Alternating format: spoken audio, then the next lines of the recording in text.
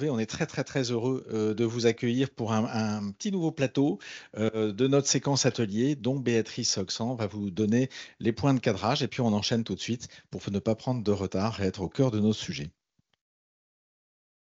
Merci Benoît, merci à tous. Vous avez sans doute pour beaucoup l'habitude maintenant de notre fonctionnement de conversation, puisque c'est la 13e du nom. On a terminé le 16 avril 2024 une série de 12 conversations correspondant à 4 ateliers et 3 sous-thèmes par atelier. Donc aujourd'hui, conversation 13, nous redémarrons un cycle complet avec l'atelier Réenchanter l'habitat et les lieux de vie et la thématique plus particulière de l'habitat. Et le titre que nous avons choisi pour cette conversation, c'est Bâti et réemploi, réemploi du bâti. Voilà. Donc, quand on avait décidé ce thème à la fin de la conversation 12, on vous avait donné la parole pour voir quels étaient les sujets qui vous intéressaient le plus. Vous aviez pointé ce sujet du réemploi, mais peut-être qu'on a plus entendu parler du réemploi de matériaux, par exemple, et peut-être tant que ça du réemploi du bâti lui-même. Donc, vous allez voir qu'on fait un focus plus particulier sur le réemploi du bâti. Voilà, alors la formule, vous la connaissez aussi, mais enfin, je vous la redonne à l'occasion de la lecture du programme. Donc, un grand témoin, Jean-Charles Huette, sera grand témoin, président du Conseil régional de l'Ordre des architectes de France. Ensuite, 3 panoramas, ce sont des actions sur le territoire, dans chacun de nos territoires du Nord. Là, on va en visiter 3. Et puis un fragment, quelque chose qui est transversal. Et là, ce sera un dispositif, avant de faire une mise en perspective et les débats. Donc voilà, Benoît, je te passe la parole. Merci. Alors, je vais inviter Jean-Charles à nous rejoindre. D'abord, vous comprendrez que cet après-midi, comme on parle d'habitat, de réemploi, eh bien, la parole est donnée à la famille des architectes, qu'on est très, très heureux d'accueillir ici, en premier lieu par son nouveau président, Jean-Charles. Jean-Charles, on est sur un sujet qui touche à la complexité, un contexte quand même un peu difficile dans nos environnements de la construction.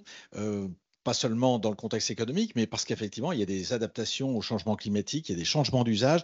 Et on va voir tout au long de la séquence et des présentations qui vont être faites que nous avons affaire, en fait, à repenser ou reconsidérer, en tout cas, la place de l'architecte dans la dimension du projet. Merci Benoît, merci au CUE de m'accueillir. Alors c'est en tant que président de l'ordre que je vais parler, et pas en tant qu'architecte, si vous le voulez bien. Alors j'ai passé à peu près 98% de mon temps, de ma carrière à faire des réhabilitations. Je pensais encore, il y a 2 ans, être un spécialiste de la réhabilitation. Et j'ai eu la chance de suivre des conférences de l'école d'architecture de Lille où il y avait beaucoup d'agences, de jeunes agences bruxelloises et belges qui sont venues. Et depuis, je suis en train de réinitialiser mon disque. Donc, vous me permettrez de lire mes propos parce que je ne me considère plus comme un spécialiste de réhabilitation vu ce que sont en train de produire nos jeunes confrères. Donc, depuis quelques années s'opère une nette évolution de l'engagement des architectes quant au basculement écologique. Une prise de conscience commune s'opère. Ainsi, l'architecture est un secteur clé de la lutte contre le changement climatique, mais aussi une pratique qui peut contribuer à préserver la biodiversité et à économiser les ressources. Les architectes se retrouvent face au défi de concevoir des structures durables, économes en énergie et respectueuses de l'environnement. Les questions d'esthétique et de fonctionnalité qui sont au cœur de la discipline architecturale sont désormais indissociables des enjeux de durabilité et d'efficacité énergétique. L'image traditionnelle de l'architecture, souvent associée au XXe siècle, se trouve à présent à un carrefour décisif de la transition écologique. La profession, mobilisée, s'engage en effet fortement pour proposer des solutions et à démontrer que ces solutions existent. Les pratiques de production industrielle du bâtiment entraînant prédation des ressources, recherche de vitesse et rentabilisation des constructions doivent aujourd'hui appartenir au passé. Le réemploi de matériaux est une manière de s'y opposer qui va au-delà de l'idée d'éco-construction. Mise en œuvre de matériaux biosourcés, approche bioclimatique, et en se détachant d'une approche industrielle du bâtiment. Il s'agit de considérer les matières existantes manufacturées comme des éléments uniques, résultat d'une extraction de ressources, d'un travail d'hommes et de femmes, d'une histoire particulière, et dont nous devons autant que possible prendre soin. Chaque matériau devient une interrogation.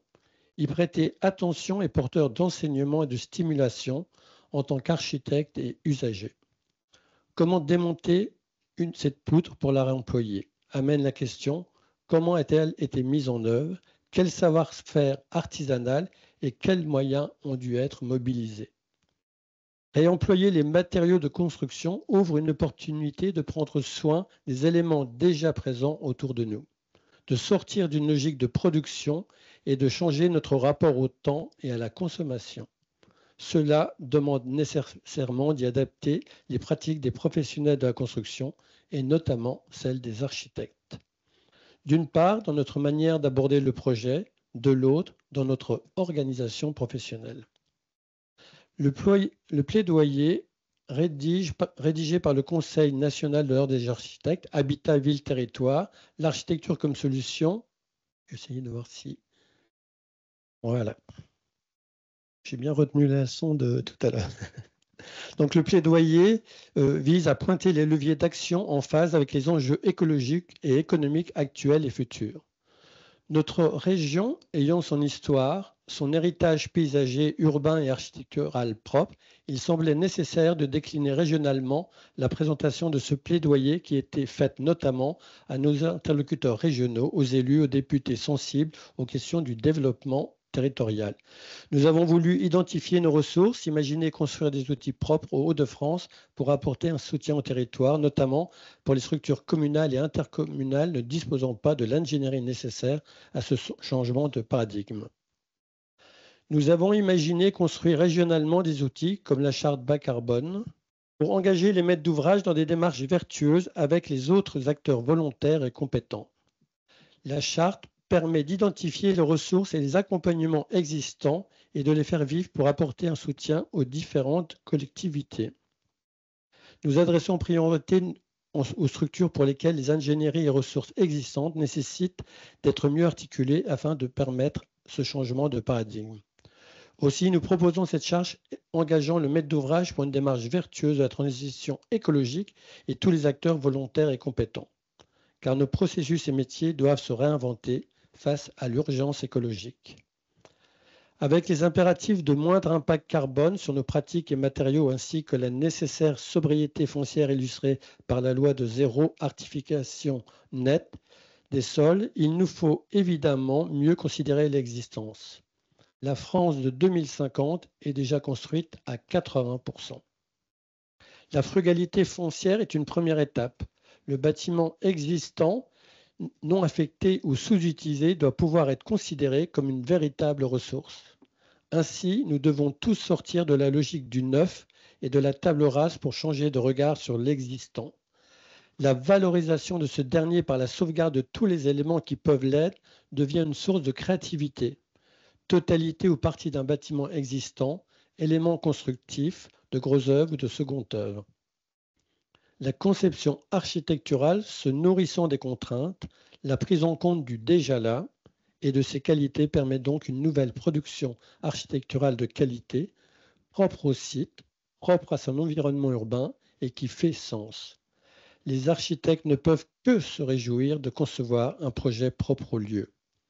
Une connaissance avérée des matériaux existants, des systèmes constructifs, des qualités intrinsèques du déjà là est donc nécessaire. Les architectes, grâce à leur formation et à leur culture, sont aptes à cela. Mais cette prise de conscience induit une évolution culturelle globale. Comme il n'est pas possible de croître indéfiniment, la frugalité apparaît comme impérative. Déployée volontairement dès aujourd'hui, elle participera à l'instauration d'un modèle de société à la fois plus écologique, plus équitable et plus conscient. Dans l'architecture et l'aménagement urbain, la frugalité, c'est d'abord, rappelons-le, une posture qui touche 3 domaines d'action. un usage très pondéré du sol et une anticipation de la réflexion programmatique, la réduction de la consommation d'énergie avec un minimum de technicité et la priorité à des matériaux de construction biosourcés, géosourcés ou issus des gisements du réemploi. Ces 3 domaines d'action sont très facilement atteignables. L'évolution culturelle de notre société et de nos pratiques architecturales sont amenées à muter et à être remodelées vers cette frugalité qui fait sens et dont la richesse se trouve dans l'ingénieuse volonté d'avoir un impact réduit, voire un impact minimum sur l'environnement. L'architecte peut avoir un impact important en tant que prescripteur de travaux et accompagnateur de maîtres d'ouvrage. La démarche de réemploi induit pour nous une approche globale de sobriété, dès les prémices du projet jusqu'au chantier. Questionner le besoin, valoriser les éléments existants, matériaux comme bâtiments, raisonner au cas par cas. Premièrement, il s'agit de questionner le besoin et les usages liés à un projet de construction, de rénovation ou de démolition. Nous accompagnons nos clients à sortir de la logique du neuf et de la table rase pour changer de regard sur l'existant. La valorisation de ce dernier par la sauvegarde de tous les éléments qui peuvent l'être devient dès lors notre terrain de jeu créatif.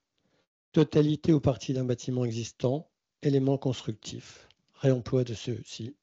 Pour cela, nous réalisons un diagnostic des ressources existantes adaptées au projet et nous organisons, si cela est pertinent, une opération de déconstruction qui sera de préférence participative. Si cela peut paraître plus évident en rénovation, il en va de même pour les constructions neuves. Nous cherchons à injecter des matériaux de réemploi autour desquels l'architecture s'adaptera. La matière devient ainsi le point de départ de notre travail d'architecte. Nous nous laissons guider par elle plus que nous essayons de la contraindre. Cela nous amène forcément à concevoir au cas par cas, selon les spécificités du bâtiment à réhabiliter ou des matériaux à réemployer, et de se détacher d'un modèle réapplicable à la chaîne. Notre travail consiste alors à trouver des solutions constructives, esthétiques, logistiques pour jouer avec cette matière existante, ce qui constitue une opportunité créative particulièrement stimulante. Merci. Merci Jean-Charles.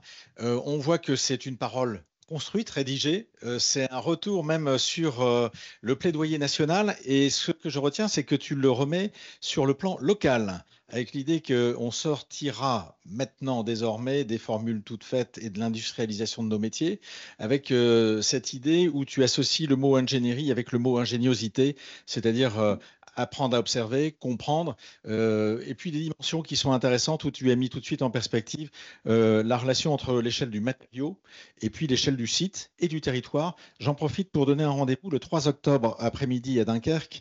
L'Ordre des architectes sera le relais d'une dimension nationale associant architecture et territoire sur l'adaptation au changement climatique. Voilà, donc le rendez-vous est pris. Merci, merci Jean-Charles. On peut te remercier et t'applaudir peut-être parce qu'effectivement, un sujet bien planté. Olivier, tu es le premier des 3 intervenants, architectes également. Je t'invite à venir me rejoindre.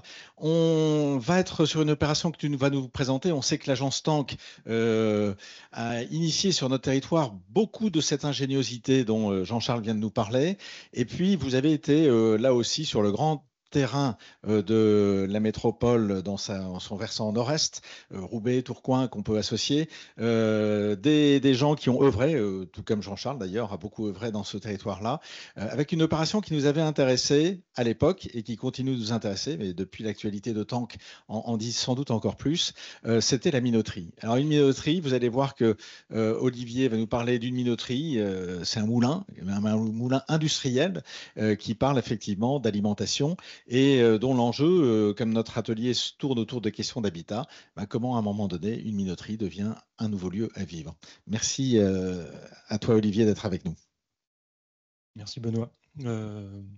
Bonjour à tous. Donc, la minoterie. Je suis assez content de le présenter parce que c'est un projet qu'on n'a pas présenté depuis longtemps. Donc, c'est le projet qui nous a permis de fonder l'agence avec Lidéric. On travaillait d'abord dans une agence lilloise tous les deux. Puis on a commencé à faire des petits projets de maison, des petits projets privés. Et c'est notamment cette commande-là qui, à un moment, nous a obligés à faire agence, donc à ouvrir un bureau, etc. C'est un projet assez particulier pour nous, parce que c'est vraiment le début c'est notre première opération de logement de ce type-là. Donc c'est un promoteur privé il y en a beaucoup à Roubaix, qui rachetait des opérations industrielles, des ruines pour les transformer en loft. Donc des lofts, c'est une commande un peu particulière dans l'habitat. C'est vraiment refaire des plateaux, c'est livré brut, il n'y a pas beaucoup d'aménagement. Donc il y a un travail sur l'habité qui est un peu particulier. On ne va pas jusqu'au bout de cet habité-là. Donc on propose plutôt le potentiel d'habiter. Et ce promoteur avait racheté cette minoterie. Donc là, c'est 2 photos que j'aime bien montrer, parce que ça montre l'état quand on découvre cette minoterie. Elle est vraiment complètement en ruine. Donc c'est un bâtiment qui a été abandonné depuis très longtemps. Il pleut à l'intérieur, on voit le ciel à travers les planchers, on voit qu'il y a des fougères, il y a de l'herbe. C'est vraiment dans un état dramatique. C'est un bâtiment en train de mourir. Donc et on le découvre dans cet état-là. Je ne sais pas si avec l'expérience aujourd'hui, on aurait accepté cette commande-là, mais à l'époque, pour nous, c'est vraiment une grande commande. Donc on s'y engage avec beaucoup de passion. La minoterie, donc c'est un bâtiment industriel. Donc je crois que j'ai plus les dates exactes, mais c'est fin 19e. Donc il y a toute une série de grands bâtiments industriels le long du canal. C'est des constructions assez hétérogènes, assez hétéroclites. On voit que c'est vraiment une construction du besoin. Donc là, on juxtapose des bâtiments d'époque en époque. Il n'y a aucune logique urbaine, il n'y a qu'une logique d'utilité et de proximité au canal. Là, on le voit sur l'image de gauche, on voit la silhouette de la minoterie là derrière la péniche. Et c'est la photo de droite, c'est l'état dans lequel on découvre. Donc on a un premier bâtiment en briques qui est encore dans l'état dans lequel on est, dans sa silhouette qu'on reconnaît encore aujourd'hui, que je présenterai après. Ensuite, on a un bâtiment de béton de 7 niveaux, donc un grand casier béton avec des remplissages de briques, qui lui est dans un état sinistre. Donc j'en ai déjà parlé tout à l'heure. Il ruisselle d'eau depuis des années, les bétons ont éclaté, on voit les fers partout. C'est vraiment un état dramatique.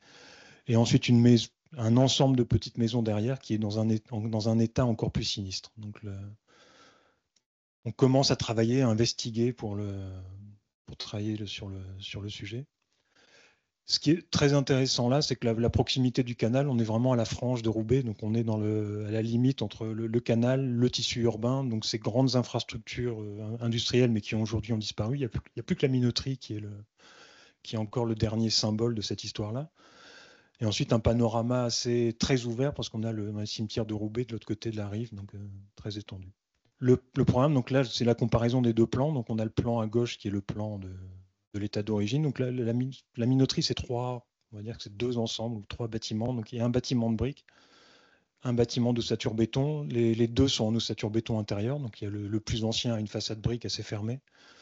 Les 2 autres, c'est vraiment un système de poteaux-poutres complet, très serré, parce qu'on voyait c'est des immeubles qui étaient des édifices qui étaient destinés à porter des charges lourdes. Pas d'escalier, ou juste des tout petits escaliers qui vont de niveau en niveau, pas de logique de distribution, bâtiment très compact, très épais. Donc il faut installer des lofts là-dedans. Donc je ne sais plus combien il y en avait, je crois qu'il y en a une 40, 44 lofts à installer. Il n'y avait pas d'autres programmes, donc c'était uniquement le subdiviser en espace pour habiter.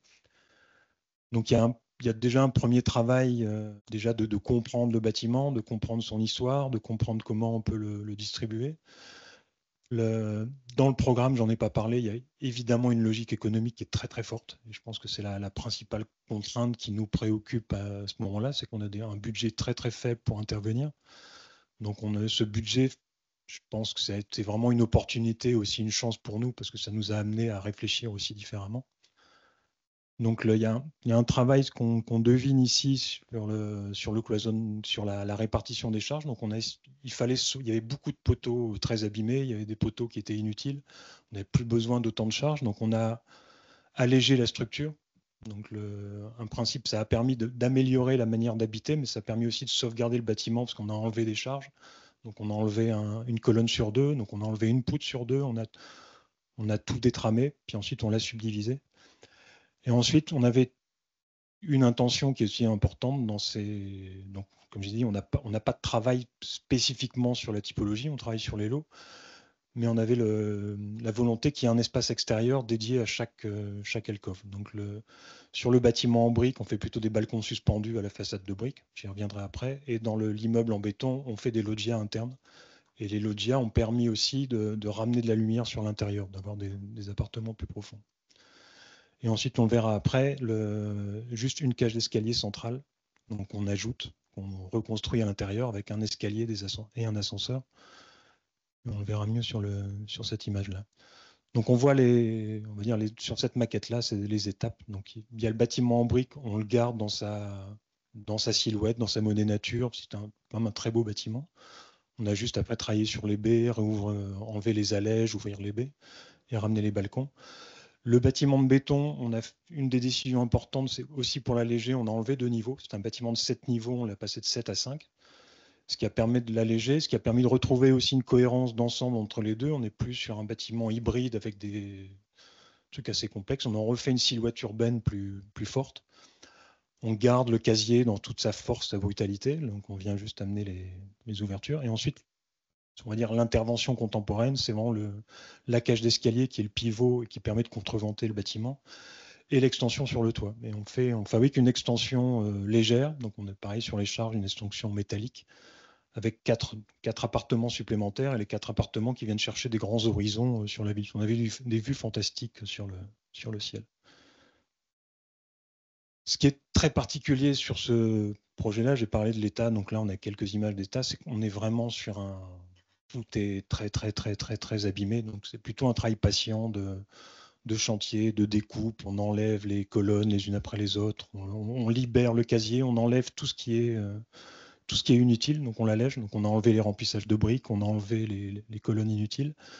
Donc c'était un chantier assez fabuleux là-dessus, parce qu'il y avait, je me rappelle encore des scies gigantesques, des scies d'1,50 m de diamètre pour aller couper les planchers. Donc on est vraiment dans quelque chose assez puissant dans la structure, et on a des moments, au moment où ce casier est complètement libre, des moments assez magnifiques sur le chantier. L'immeuble de briques, la façade, donc on le voit mieux après. Sur le travail après, c'est tout ce qui est donc retrouver vraiment la cohérence urbaine, les écritures. Donc il n'y a pas on garde les silhouettes, on garde la monnaie nature, et ensuite tout ce qui est contemporain, donc la passerelle d'accès, les balcons, l'extension, c'est juste des éléments en aluminium assez légers, très discrets, mais qui en même temps refabriquent une image très contemporaine de l'habité sur ces éléments-là. Et donc on voit le travail, l'avant, après. On a vraiment cette écriture-là et l'extension qui vient régner sur le toit. Merci Olivier. Alors, tu as utilisé plein de choses qui font écho aux propos de Jean-Charles, hein, mais avec quelque chose, j'avais pas tout compris au début de cette opération. L'idée aussi que le format du loft, au sens de l'habité, nécessite des plateaux. C'est sans doute ce que le promoteur a vu en premier, mais que les poteaux qui soutiennent tout ça sont une forêt inutile parfois, vu qu'effectivement, le changement d'usage fait qu'à un moment donné, il y a ce soin aux choses, ce que tu évoquais, Jean-Charles. Et puis, à un moment donné, c'est l'ajustement, c'est-à-dire en fonction du programme, avoir une intervention juste. Peut-être 2 mots que tu n'as pas dit, ce rapport à l'extérieur qui était nouveau quand on a vu cette forme d'architecture apparaître, parce qu'il faut rappeler que l'opération est ancienne, hein. Je ne sais pas quelle est la date, si tu t'en souviens. Voilà, donc 2008, hein. Donc c'est une opération pionnière quelque part par rapport à cette posture que Jean-Charles vient de nous décrire. Et c'est intéressant de se rendre compte que notre territoire a été un peu phare là-dessus.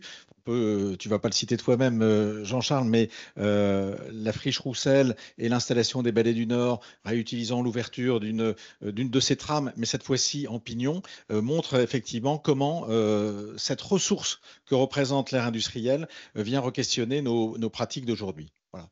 Donc merci Olivier. Redire effectivement, tu m'en parlais que vous êtes aujourd'hui sur des très beaux projets aussi de réemploi de bâtiments anciens sur Tournai. Peut-être en faisant le lien avec le prochain intervenant, dire parce que tu ne l'as pas cité, qu'on a aussi la chance d'avoir 2 enseignants des 2 grandes écoles de la région. Donc, toi, à Tournai à Loki, et puis j'accueille du coup Antoine Allard d'une autre très belle agence locale, Tandem Plus. Antoine, merci d'être avec nous. Donc, on va voir que dans la présentation d'Olivier, on était dans un site urbain, tu l'as souligné, tramé, on l'a redit. Et là, on va passer dans une relation de l'habitat dans la ruralité. On va s'approcher de la ruralité avec un programme assez particulier que le SAU a eu la chance d'accompagner du côté de la maîtrise d'ouvrage pour faire en sorte que l'opération puisse exister. Merci Antoine d'être avec nous. Et puis, je te laisse cette présentation. Donc, peut-être que tu l'ouvres d'abord. Bonjour, merci Benoît. Bonjour à toutes, bonjour à tous. Merci de participer à cet échange. L'agence est elle aussi très, très active depuis très longtemps sur la question de réusage, peut-être plutôt que réhabilitation. Parce qu'effectivement, je suis complètement d'accord avec toi. On voit que tout change et on apprend tous les jours. Alors, nous, on a eu la chance de travailler avec un porteur de projet, une association, le Centre Hélène Borel, qui avait choisi de consolider son implantation dans le Douaisis, sur la commune d'Arleux, où elle avait déjà un centre de vie, et où elle voulait en fait implanter un nouveau programme un peu particulier, un centre de vacances ouvert à tous, puisqu'en fait le centre Hélène Borel en fait a la particularité de s'intéresser à un public d'adultes handicapés physiques. Et devant un constat un peu difficile de non-adaptation de l'offre touristique pour les handicapés et pour les aidants, a voulu en fait créer sur le territoire d'Arleux un centre d'accueil, un centre de loisirs pour pouvoir accueillir des personnes handicapées physiques, leurs aidants, mais aussi monsieur et madame tout le monde.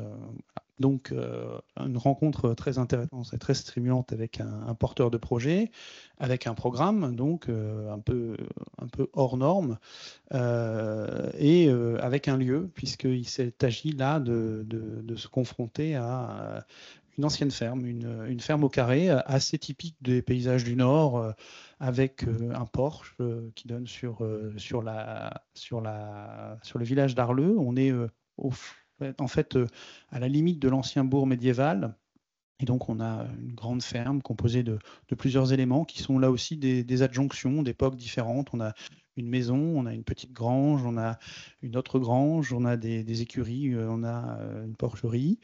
Et tout ça compose un paysage, en tout cas, compose en tout cas un assemblage avant d'être un paysage. Et ce qui est très particulier sur la commune d'Arleux, c'est qu'on est vraiment dans une ruralité assez commune, avec aussi donc ce rapport entre le village et le grand paysage, les horizons. Et on a eu la chance d'avoir cette implantation de cette ferme à la jonction entre le village et les grands paysages, et d'avoir en fait très vite découvert ce site par une succession de lieux, donc un porche, une cour, une première cour, des granges et à l'arrière une grande pâture, une grande prairie. Et c'est là-dessus qu'on tombe pour le concours, puisqu'il y avait un concours d'organiser pour ce projet. Et très vite, en fait, on se trouve tout à fait emballé par ce projet, par ce site. Il faut dire qu'on avait fait juste avant une étude urbaine sur le village d'Arleux.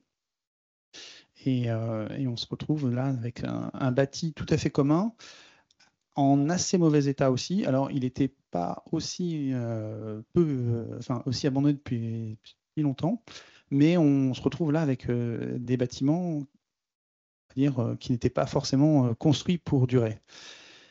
Et la présence donc de ce végétal et notamment de ce grand noyer qu'on va continuer à voir pendant toute la présentation. Alors, on décide très vite d'organiser notre travail autour de 5 grands principes. Grand principe très évident pour nous, c'est d'amplifier cette traversée du site, une forme de traversée paysagère entre le village et les grands paysages, la grande prairie à l'arrière. Autour de ça, de bâtir une réflexion sur le programme et l'adéquation entre le programme et le lieu, et donc de choisir d'implanter au cœur du projet les deux grands éléments qui allaient être les éléments du commun, c'est-à-dire les programmes qui allaient réunir les gens, donc à la fois une salle de concert, un café, une laverie et une grande salle d'activité. Autour de ça, de travailler sur deux vides, donc une première cour qu'on a vue tout à l'heure, et donc d'amplifier la végétalisation de cette cour, et à l'arrière, une cour qu'on va faire plus jardin, qui va préfigurer l'arrivée sur le grand paysage. Et donc d'utiliser donc ensuite de réhabiliter la ferme là pour le coup, et de réparer cette ferme, de retrouver à chaque bâtiment, à chaque typologie de bâtiment un programme, une activité, et de compléter cette forme par une nouvelle forme contemporaine, très inspirée en fait du dessin de cette première ferme et de cette organisation au carré, avec donc une composition contemporaine qui allait prendre sa place au sud de la parcelle. Donc pour jouer aussi avec l'orientation, on avait la chance d'avoir tout ce paysage orienté au sud. L'ensemble des opérations ont donc été à la fois ces constructions neuves, mais aussi des adjonctions ponctuelles de bâtiments, toujours en réfléchissant à comment faire dialoguer le village et son paysage. Donc, autour de cette traversée paysagère, on a pensé à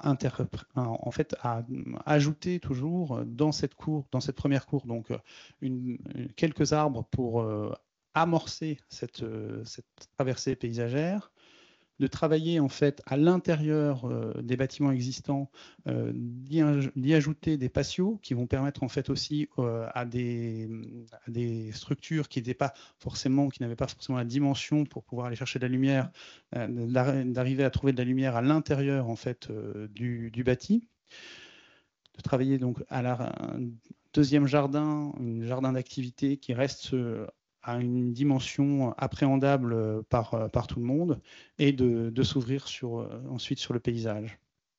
Par rapport à ça, donc on essaie de faire dialoguer le village, le paysage.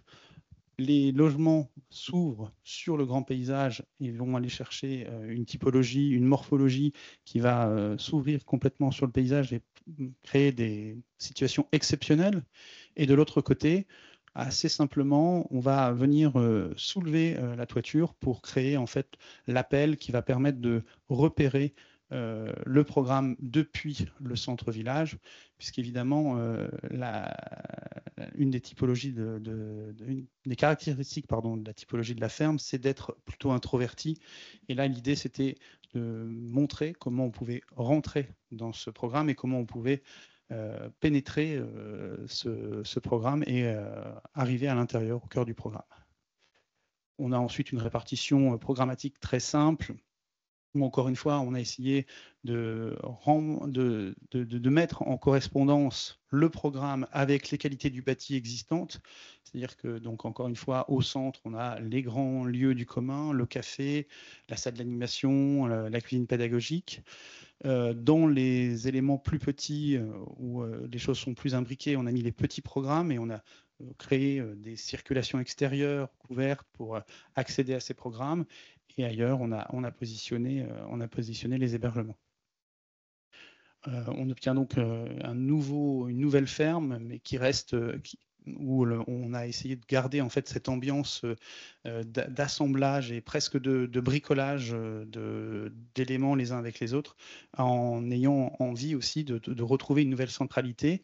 Et ça marche pas trop mal, puisque les gens fréquentent plutôt bien le lieu.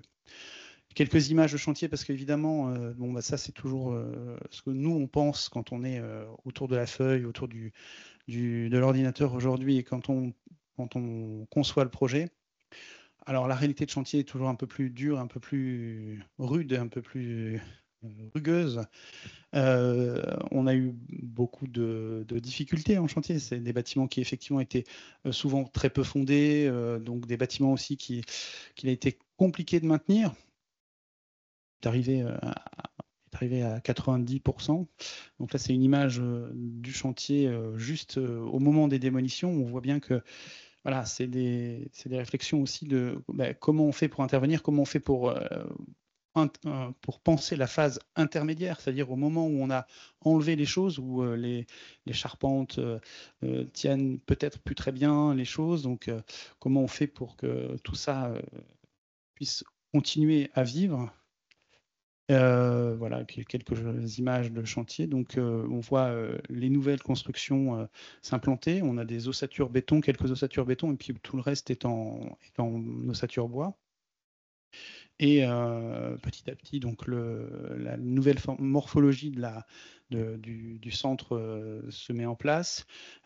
Donc, malheureusement, on a voulu garder les charpentes, mais une fois qu'on a commencé à intervenir, ce qui est intéressant toujours dans des opérations comme celle-là, c'est de bien comprendre que la phase diagnostique, c'est une phase qui est permanente. Elle est permanente puisqu'il y a une phase de diagnostic en amont qui est souvent réalisée par le maître d'ouvrage, qui est souvent pas suffisante. Il y a une phase de diagnostic qui est menée par l'équipe qui est lauréate du projet. Et puis, il y a aussi la phase de diagnostic au moment du démontage, en fait. C'est-à-dire quand on intervient, on commence à enlever les éléments et c'est là où on peut compléter le diagnostic.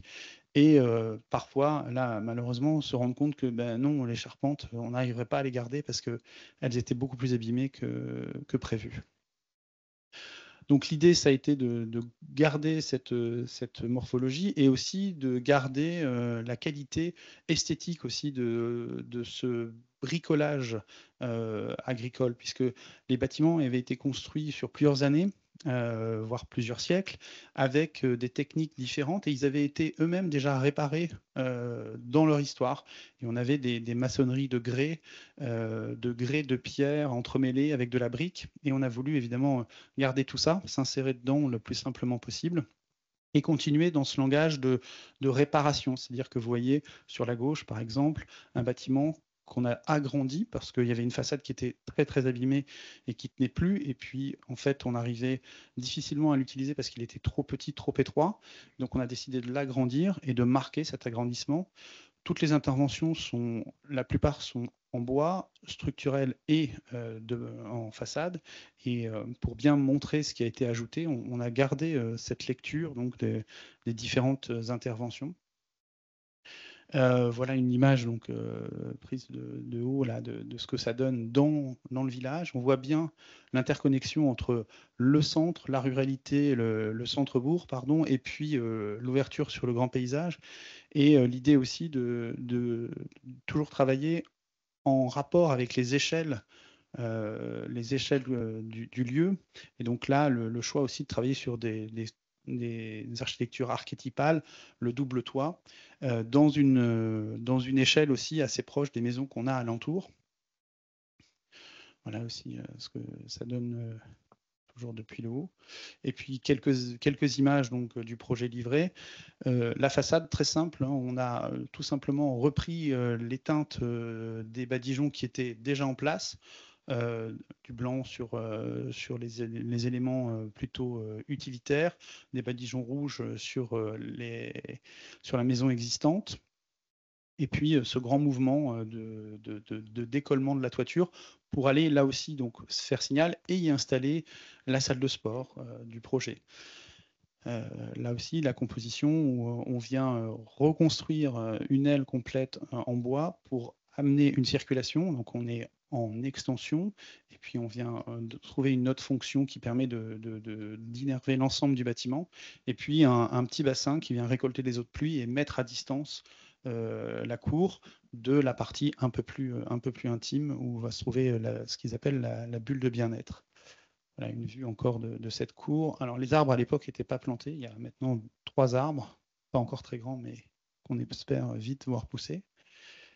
Donc cette première grande cour. Et puis on arrive donc, voilà, un passage, les 2 grands lieux communs, et puis à l'arrière, le noyer qu'on voyait déjà sur les premières photos, et cette idée de traverser du bâtiment, d'amener les gens à fréquenter le lieu et à ouvrir le lieu pour que ça devienne un lieu de partage et d'échange.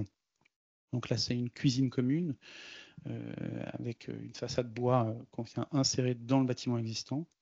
C'est la grande salle d'activité dans une forme donc plutôt conférence là. Donc c'est une salle où ils font multiples activités. Là encore, l'idée, ça a été d'avoir quelque chose qui s'insère à l'intérieur, très simple, où on dessine très simplement les réseaux, on les laisse tout apparent, évidemment, et on met un tout petit peu plus de soins et de qualité, enfin, en tout cas dans le dessin, il y a un dessin un peu plus abouti pour tout ce qui va être logement, et où on essaye là de travailler aussi sur un peu plus de couleurs, un peu plus de joyeuseté à l'intérieur pour avoir des logements ouverts sur l'extérieur et assez sympathiques. Voilà. Et je crois que voilà. Voilà, quelques images comme ça encore de cette intervention. Et ça, c'est la vue depuis la prairie. Merci Antoine. Alors, on est toujours sur cette attention aux choses, un programme différent forcément, parce que là, il y a une commande très finie sur l'objectif de cet usage pour des accompagnants de personnes en situation de handicap, un lieu de repos, de prise de distance. Donc, on voit bien que c'est quelque chose qui touche à notre société. On sort des Jeux Olympiques, on voit bien que le faire ensemble, là, est important. Cette idée aussi que l'architecture de la ruralité, tu as employé le mot brique et de broc, c'est un savoir-faire spontané de l'agriculteur, donc ce n'est pas le métier forcément de construire, la finalité, mais il est dans un process et il va faire évoluer son process comme le moulin à un moment donné, dans une époque, a fait bouger complètement le disponible. J'ai entendu aussi que cette notion du diagnostic était vraiment une clé de voûte, mais si on avait fait un vrai diagnostic, est-ce que le maître d'ouvrage se serait employé dans cette complexité? Peut-être pas. On en reparlera peut-être tout à l'heure avec Stéphanie, mais je crois que Olivier nous a bien montré qu'à un moment donné, c'est s'ajuster sur le chantier en permanence. C'est ce que je retiens. On était dans le domaine de la ruralité, on va y rester, et je vais appeler deux jeunes consoeurs qu'on a connus parce que ici récemment, nous avons eu l'accueil d'Amélie Fontaine et de Frédéric Delphane, qui sont deux enseignantes de l'école d'architecture et de paysage de Lille, qui ont organisé un atelier désormais appelé la piste rurale. Donc c'est à partir de vos travaux d'étudiants que nous allons explorer l'évolution d'usage dans la ruralité, entre autres par rapport à une préoccupation du moment et de notre société, c'est la question du vieillissement. Je vous laisse la parole, Justine Delannoy et Léa Blanchet. Merci, bonjour à tous. Donc ce projet s'est déroulé au sein de l'atelier Territoire au semestre d'automne à l'école d'architecture et de paysage de Lille. Il s'intitule La piste rurale et est co-dirigé par Amélie Fontaine et Frédéric Delphane, donc architecte urbaniste. Donc c'est un atelier qui se développe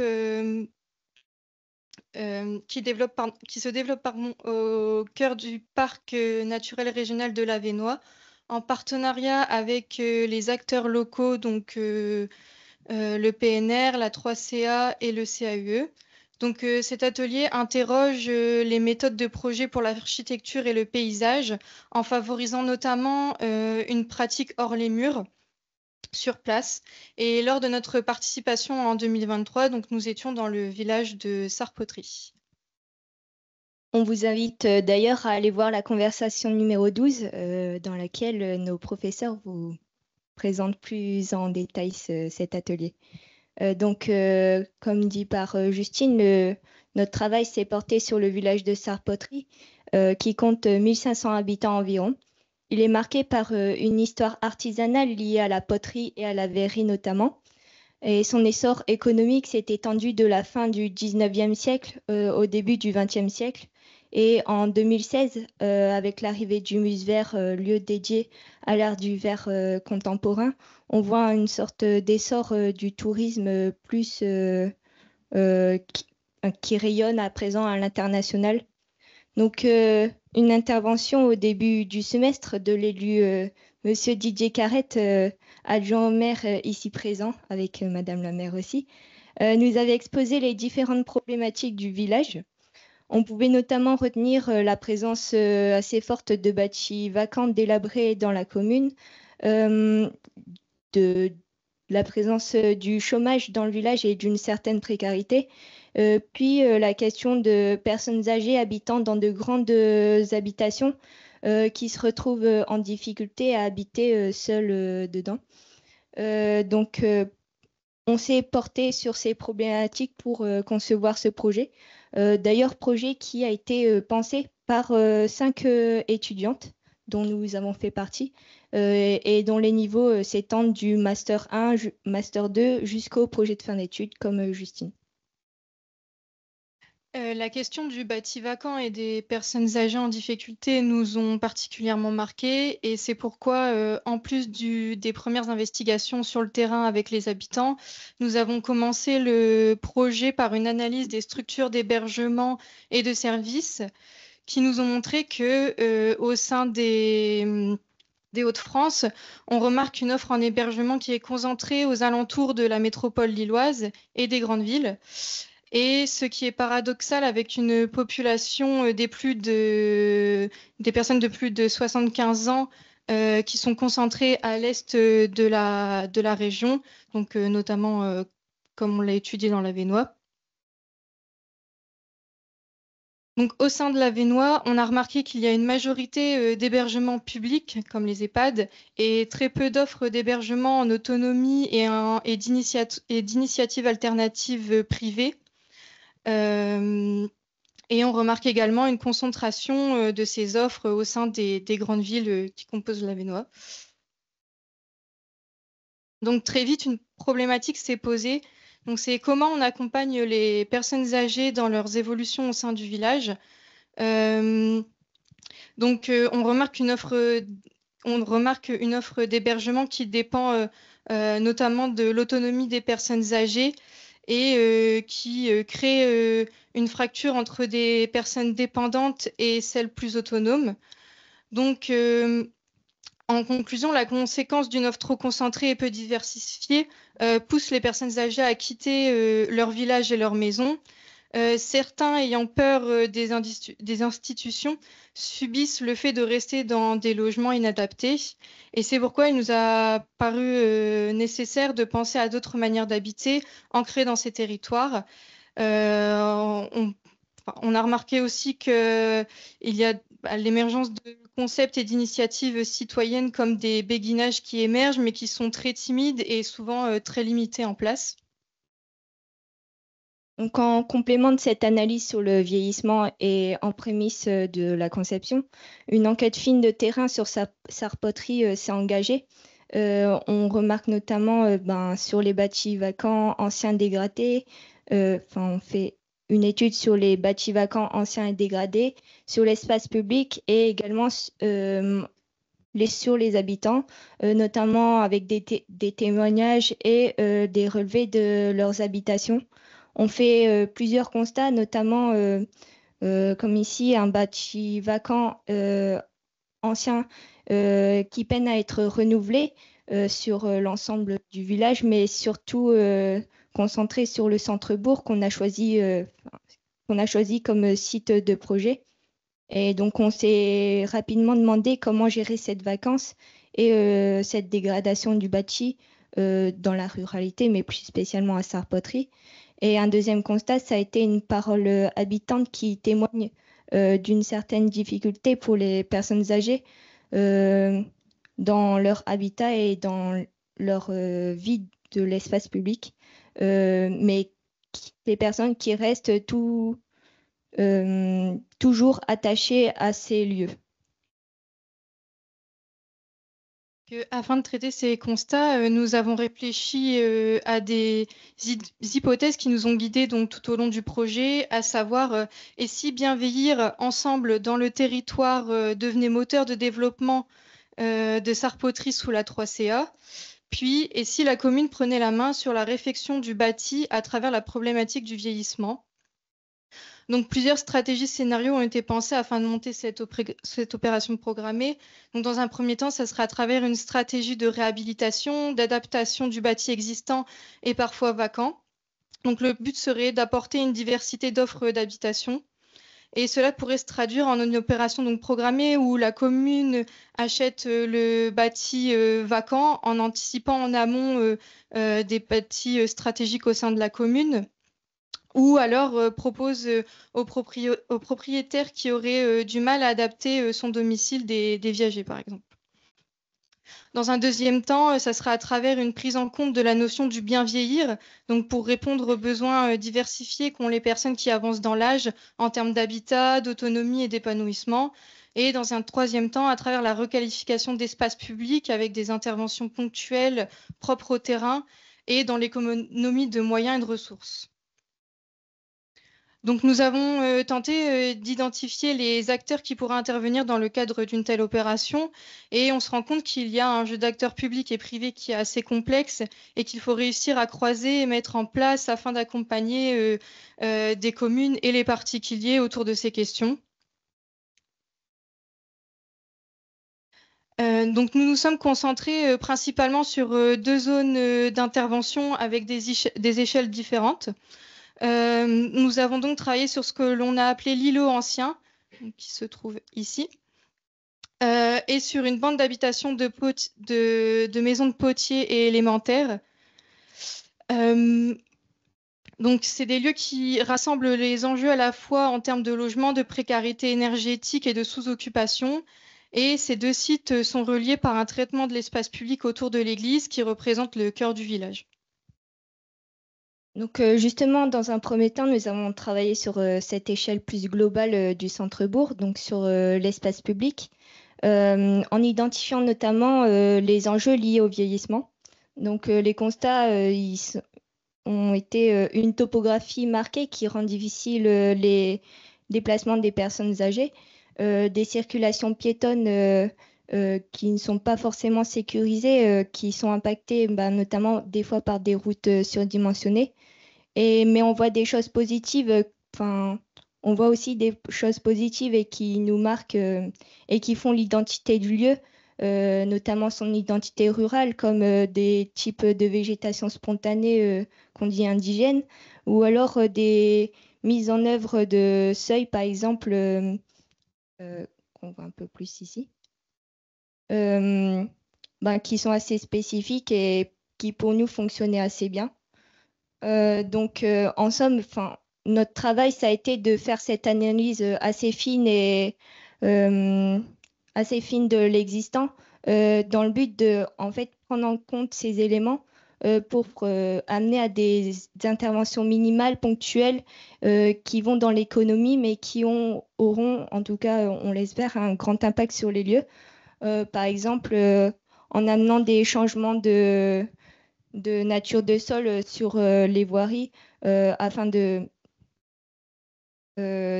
d'avoir des chemins un peu plus confortables ou alors la mise en place de dispositifs de tonte différés. Et en fait, au lieu de tondre la totalité de la pelouse, ce serait juste tondre afin de délimiter des chemins et ainsi maintenir une biodiversité existante. Dans un deuxième temps, un travail à l'échelle de l'îlot ancien a été effectué. Donc, les constats qu'on a identifiés lors de l'analyse terrain sont qu'il y a des habitations sous-occupées, des rez-de-chaussée qui sont réinvestis comme unique lieu de vie pour les personnes âgées, des habitations qui n'ont pas d'espace extérieur en parallèle avec de grandes maisons sous-occupées qui possèdent de grands jardins, la présence de précarité énergétique liée au vieillissement du bâti et une présence de qualité architecturale des bâtis propres au territoire, donc avec notamment les maisons élémentaires en pierre bleue. Donc sur cet îlot, il s'agit de... On a repensé en amenant de nouvelles typologies qui peuvent être adaptées avec, par exemple, des rez-de-chaussée aménagés pour les personnes âgées et à l'étage des jeunes couples ou alors jeunes travailleurs qui peuvent s'y installer, avec une réflexion et un travail notamment sur des systèmes de toit-terrasse et cette intervention qui pourrait être réfléchie comme réversible avec des systèmes de cloison qui pourraient être enlevés ou rajoutés, par exemple. Et il y a aussi une réflexion sur la division ou l'addition de plus grandes habitations qui pourraient permettre de libérer des typologies pouvant amener des plus grandes familles. Sur cet îlot aussi, ça a été le fait de repenser les jardins, notamment sur les notions de privé, semi-public, public, notamment les plus grands jardins sous-occupés, comme on a dit, qui pourraient être amenés à l'utilisation à l'échelle de l'îlot, par exemple, ou alors des parcelles un peu plus petites qui pourraient être partagées entre des maisons occupées par des familles et qui pourraient être partagées entre un plus petit nombre d'habitations. Donc, dans un deuxième temps, par rapport à cet îlot, on a fait un saut plus loin. Donc, avec le travail sur la bande d'habitation de typologie de potier, ou alors typologie élémentaire, comme on peut l'appeler, donc qui est spécifique à ce territoire. Et qui est lié à l'activité artisanale d'abord, puis à une activité agricole, avec notamment la typologie de grange à l'extrémité, et aussi une ferme qui va bientôt fermer de ce côté. Donc, les constats sont assez similaires que sur le lieu précédent, mais avec une spécificité, notamment que cette bande d'habitation, elle appartient en particulier à une personne âgée, Annette, cette personne qui vit seule dans une des maisons. Le reste est totalement vacant. Donc, cette personne, elle montre une volonté de vivre avec d'autres personnes et acquiesce sur le fait que sa maison est trop grande et plus adaptée à ses manières de vivre actuelles. Pour l'anecdote, lorsqu'on est en hiver et qu'il fait un peu froid, en fait, elle va habiter dans la maison attenante qui est plus petite et donc plus facile à chauffer. Mais pour autant, elle reste très attachée à ce lieu. En fait, pour elle, elle ne veut pas aller vivre en institution et en plus d'avoir une peur des EHPAD. Donc c'est pourquoi nous avons décidé de mener une intervention donc à l'échelle de la bande, donc en amenant un développement de diversité typologique et de mixité sociale au sein de cette bande. Donc en divisant certaines maisons qui étaient trop grandes. Donc, par exemple, dans cette extrémité, on a amené des espaces communs, donc avec une salle commune et une laverie qui pourraient servir aux habitants de cette bande d'habitation. On a également fait un travail sur les plus petites typologies avec des modularités de logement qui prennent en compte le cycle de vie d'un habitant à travers différents scénarios que nous verrons juste après. Les programmes, ils ont été pensés afin de répondre aux besoins du bien vieillir. Donc justement avec ces espaces communs. Et on retrouve également un ancien presbytère, donc ici, donc, qui pourrait accueillir des logements relais pour des femmes en situation d'urgence. Donc le scénario sur lequel nous avons plus zoomé se situe sur les maisons d'Annette ainsi que la grange, afin d'en faire une colocation pour personnes âgées. Donc différents scénarios avaient été imaginés. Donc par exemple, au-dessus de la salle commune, on pourrait retrouver un logement pour jeunes couples, donc en T3. Et sur les autres plus petites typologies, ça pourrait être des logements adaptés à par exemple des couples qui n'ont plus d'enfants et qui sont adaptés donc à leur évolution. Et on avait imaginé aussi donc un logement pour une infirmière à domicile, donc à côté de cette grande colocation. Donc des scénarios ont également été faits au sein de cette colocation, donc avec au cœur de celle-ci les espaces communs qui forment un noyau central. Donc on s'est servi des qualités du bâti existant, tout en amenant des qualités architecturales, donc en créant par exemple une double hauteur et en amenant de la lumière en toiture.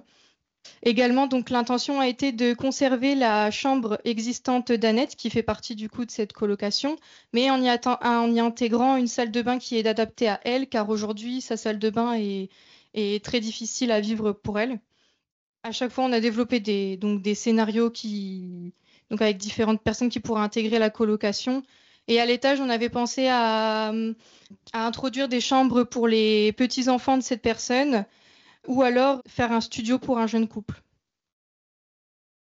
Donc ici, on peut voir l'espace commun, donc avec la salle à manger, les cuisines et donc le noyau de circulation au sein de la colocation.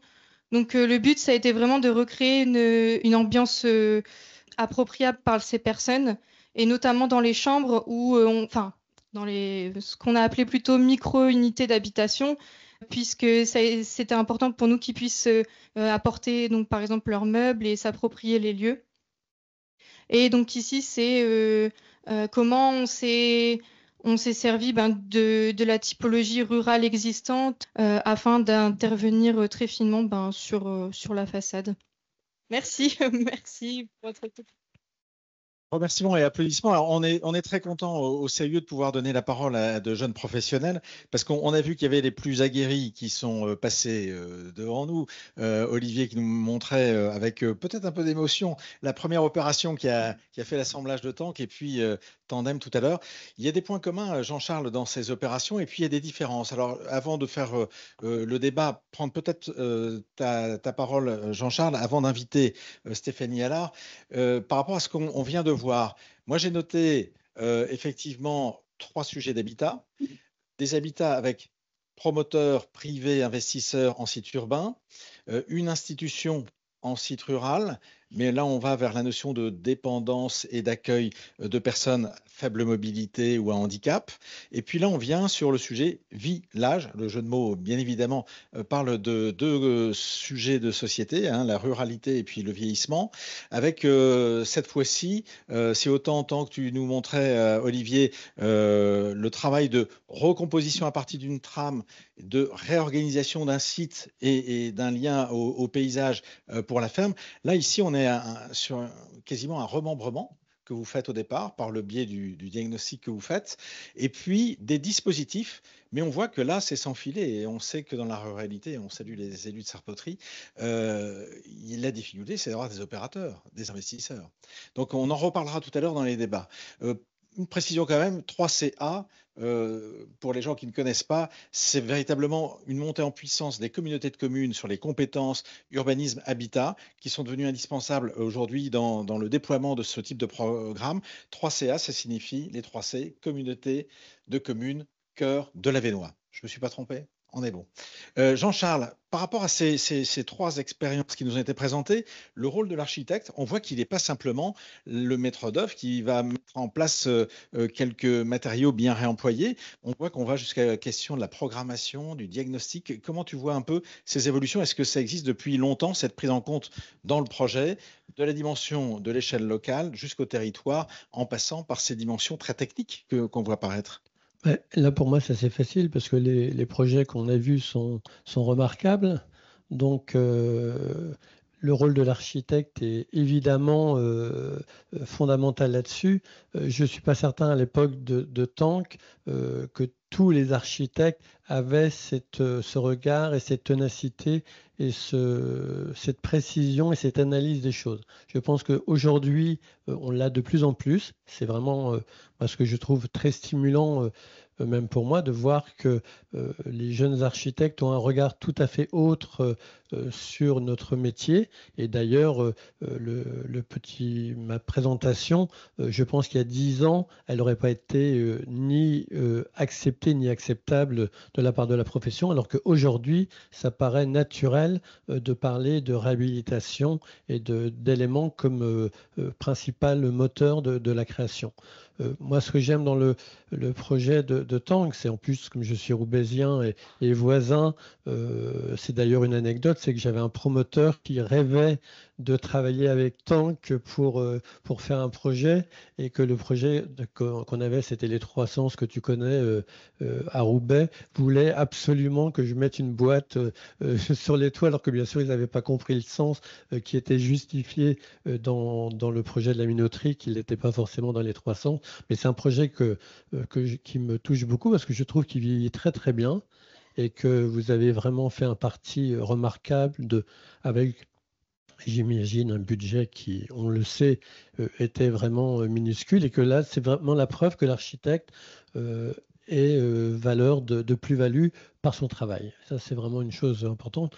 Dans l'exemple de Tandem Plus, on voit les 15 ans de différence, et il y a déjà, de la part des maîtres d'ouvrage, peut-être plus de sensibilité, donc plus d'apport financier, et ça permet, je trouve que votre projet, ça me fait penser à celui que j'ai vu alors, normalement, c'est pour ça que je ne voulais pas présenter moi de projet dans ma présentation, parce qu'en tant que président de l'ordre, si je présente un projet d'un confrère, pourquoi j'ai présenté ce projet-là et pas un autre? Soit là, c'est le CIE qui a fait le casting. Voilà, donc ça c'est très bien. Et si je me permets de parler des architectes belges, je ne sais pas parce qu'ils sont meilleurs que nous, il y a d'excellents, et j'en ai déjà 2 confrères à côté de moi, donc il y a d'excellentes agences dans les Hauts-de-France qui travaillent là-dessus, ça c'est pas un problème, mais comme ça me permet de ne pas avoir la critique de certains en me disant que j'aurais mis en valeur une agence et pas l'autre.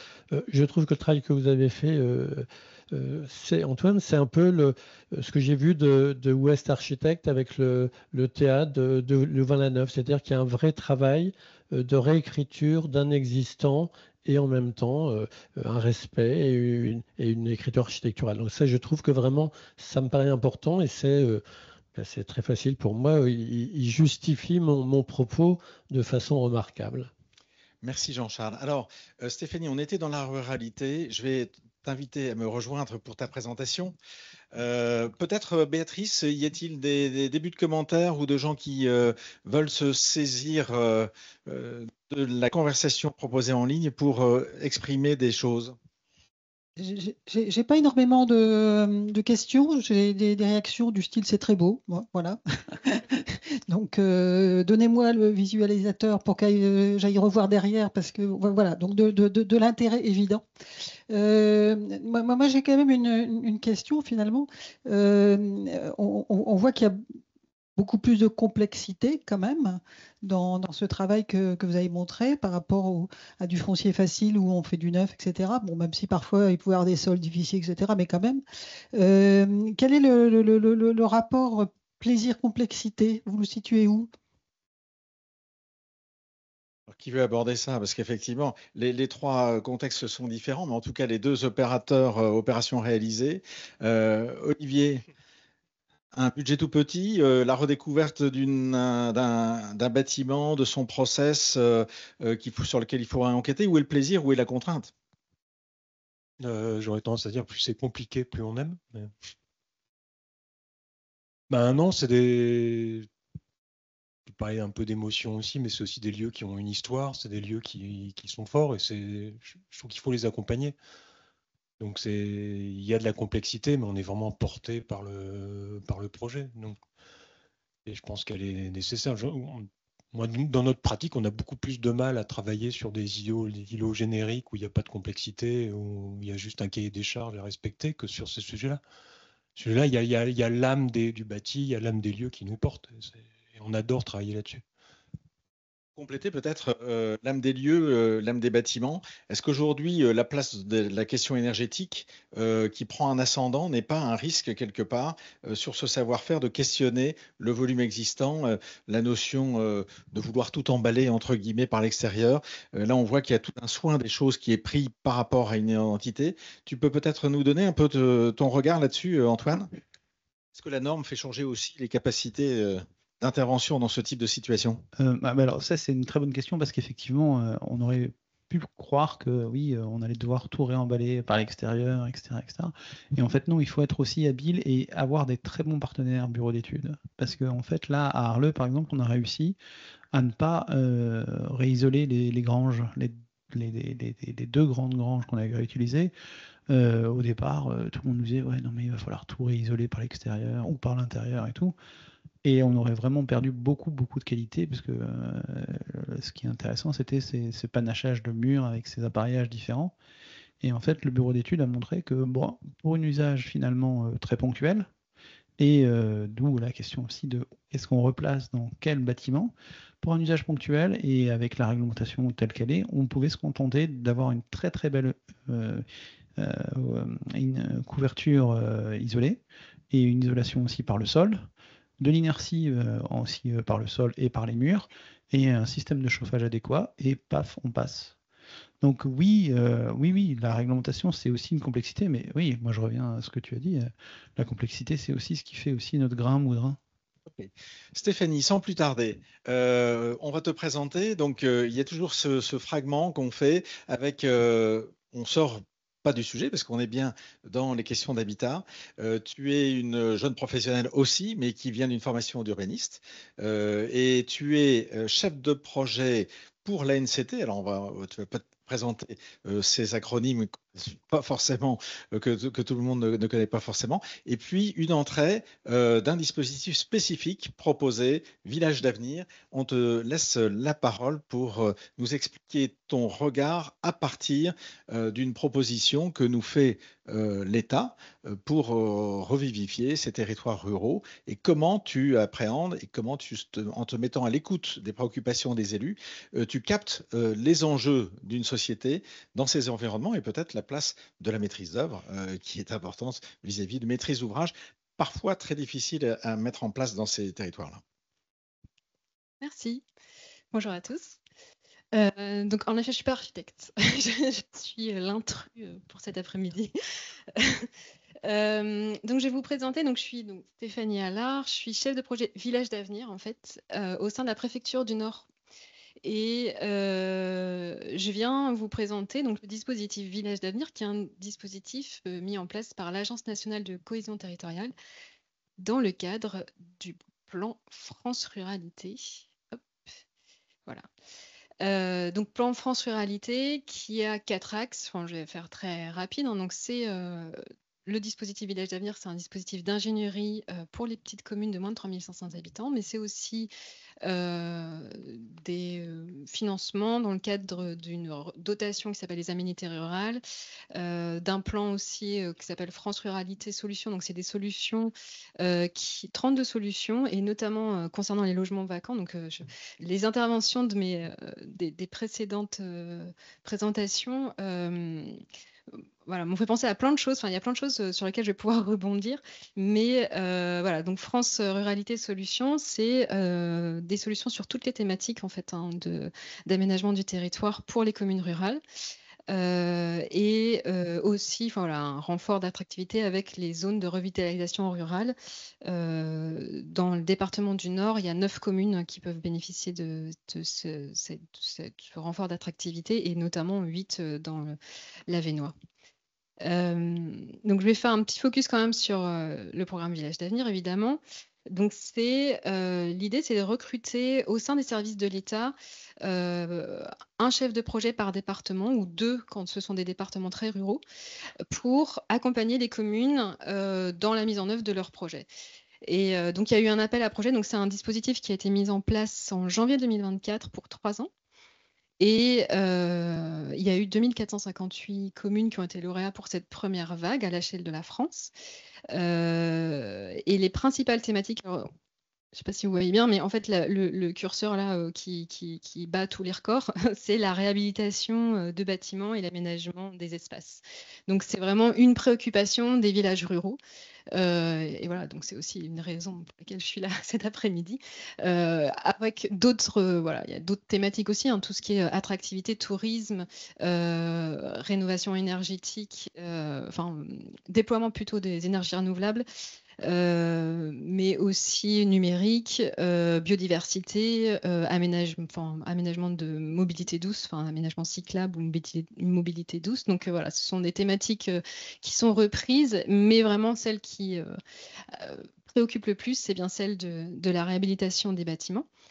Et donc moi j'interviens pour le département du Nord.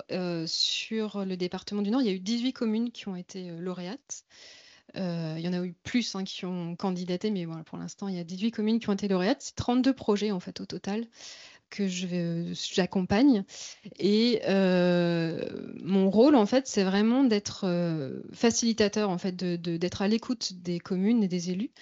Et de les orienter au mieux vers les partenaires dont M. Hu a parlé très rapidement à la fin de son intervention, mais voilà, de tous les partenaires qui peuvent exister sur le territoire du département, notamment le CAUE, et donc de les orienter vers ces partenaires-là, de les accompagner, de rechercher aussi les financements.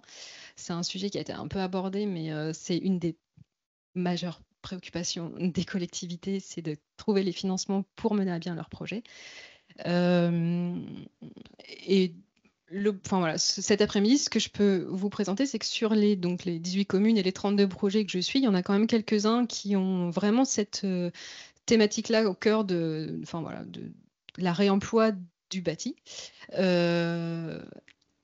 Et il y en a quand même pas mal qui se situent dans l'Avesnois, parce que oui, ce que j'ai pas dit, je reviens un tout petit peu en arrière, pardon, c'est que on a sur les 18 communes une surreprésentation avec 8 communes sur l'arrondissement d'Avesnes, 5 communes dans l'arrondissement de Cambrai, 2 communes dans l'arrondissement de Douai et 2 communes dans l'arrondissement de Lille. Bon, pour cette première vague, on n'en a pas eu dans les Flandres, mais voilà. Et donc, le fait est que je vais quand même pas mal vous parler de l'arrondissement d'Avesnes et aussi de Cambrai. Donc, je vais passer assez rapidement quand même sur les projets. L'idée, vous aurez peut-être accès, je pense que oui, vous aurez accès à la présentation, mais c'est vraiment des préoccupations très diverses. On a sur Trélon, donc qui est voisine de Sarpoterie, une commune qui dispose dans son patrimoine communal de 2 bâtiments inscrits au monument historique et qui se retrouve donc à pas savoir quoi en faire, à rechercher des opérateurs et à pas forcément trouver parce que ça représente des coûts de réhabilitation qui sont, on parlait tout à l'heure, juste à l'instant de la contrainte et des difficultés. Bon ben voilà, quand c'est inscrit au monument historique, au patrimoine du monument historique, ça rajoute des contraintes et les opérateurs sont assez frileux. Bon, voilà, en tout cas, c'est le constat que fait la commune de Trélon. Ils ne trouvent pas de sortie pour ces 2 projets. On a la commune de Glageon qui a une ancienne école. Et là, en fait, on est vraiment sur un jeu de translation des usages, c'est-à-dire que les communes, en fait, elles utilisent les bâtiments, elles font évoluer l'utilisation des bâtiments et elles se retrouvent souvent avec des écoles qui sont vacantes et donc à réfléchir à que faire de ce nouveau bâtiment, ce bâtiment qui est à nouveau disponible. Sur Limont-Fontaine, pareil, on a une ferme. Alors, ça rejoint un peu le projet d'Arleux. C'est qu'il y a une ferme qui se situe juste à côté de l'église et la commune réfléchit à un projet d'habitat inclusif. Donc, on parlait de bien vieillir aussi. Donc, voilà, tout se fait écho en fait cet après-midi. Sur la commune de Nomain, on a un projet en cœur de ville aussi pour l'implantation d'un commerce et d'un lieu de convivialité juste à côté de la médiathèque. Et à Noyelles-sur-Escaut, peut-être sur le sujet sur lequel on va un peu plus m'étendre, c'est le projet sur lequel on va travailler avec le CAUE pour une réflexion vraiment plus générale sur la question de l'habitat au sein de la commune. Donc, quand j'ai pu rencontrer les maires et qui m'ont fait part de leurs problématiques, moi, l'idée, c'était que je puisse les orienter vers les partenaires. Donc, pour Noyelles-sur-l'Escaut, c'est le CAUE, mais pour d'autres projets, ça peut être l'agence INOR, ça peut être le CEREMA.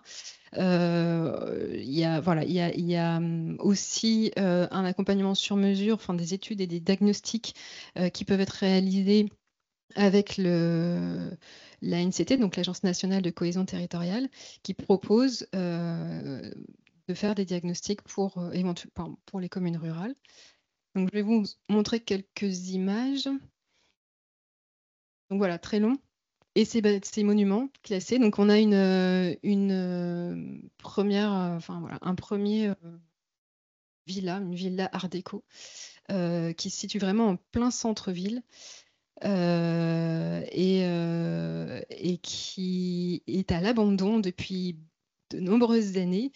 La municipalité apparemment a vraiment cherché partout pour trouver des opérateurs qui puissent transformer cette bâtisse et pour notamment y faire du logement, mais avec les contraintes et les exigences des architectes des bâtiments de France, on ne trouve pas d'opérateur et ne trouve pas de solution à ce jour. Donc l'idée, c'est qu'on puisse l'aider dans le cadre d'une étude un peu plus globale au sein de la commune, et notamment en prenant en compte un autre bâtiment dont elle est propriétaire.